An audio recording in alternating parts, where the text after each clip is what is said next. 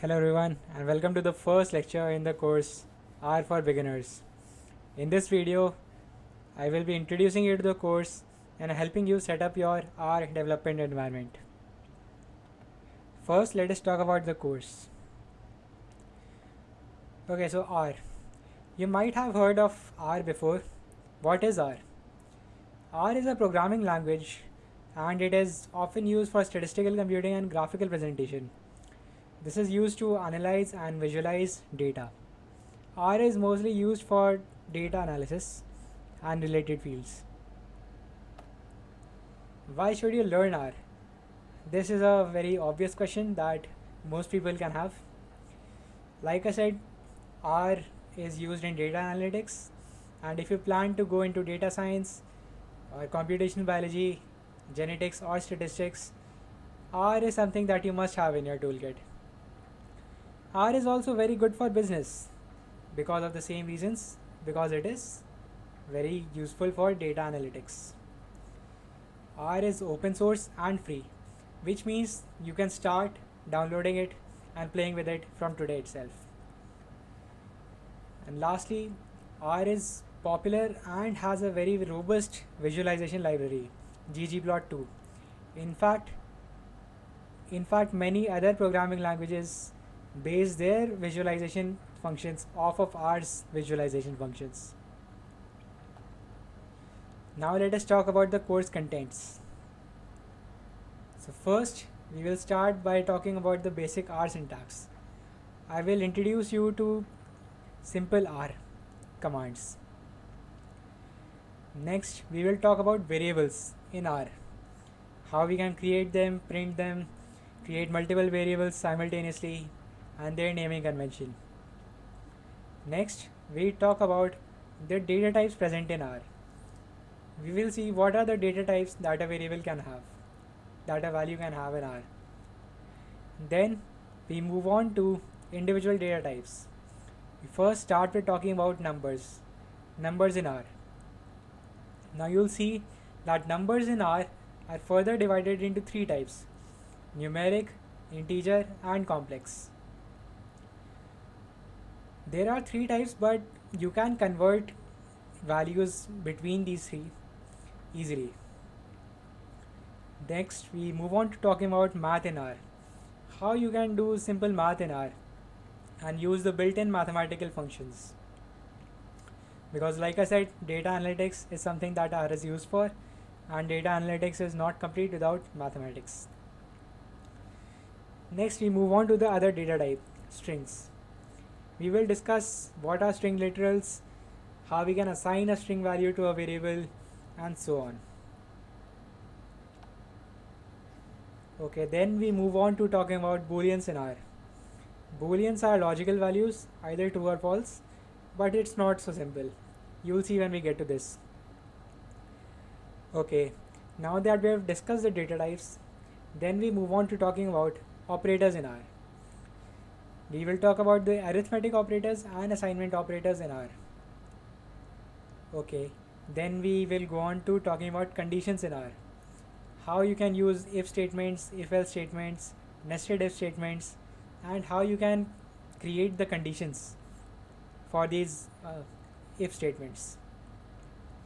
Okay, next we start talking about loops. We will start this discussion by talking about while loops.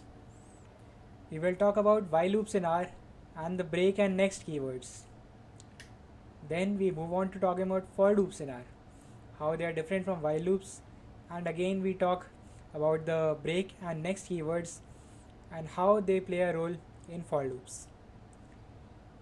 Okay, then lastly we will talk about functions in R, how we can create and call a function, what are arguments and return values, etc. Okay, great. Now that we are done with the course overview, let us talk about setting up the development environment. Okay, so first of all, you can obtain R, and R is available for Linux, Mac OS, and Windows. So you can play with R regardless of whichever operating system you choose to use. Okay, now to download R, you can head over to cran.r-project Okay, so you see, when you when you navigate onto this page, you will see that the first section here is download and install R. And here you have three options: download R for Linux, download R for Mac OS, and download R for Windows. You can click on whichever platform you use and download R for it. Okay, great. Now that you have obtained R, you can install it, and then after that you can simply find and launch R from your applications folder.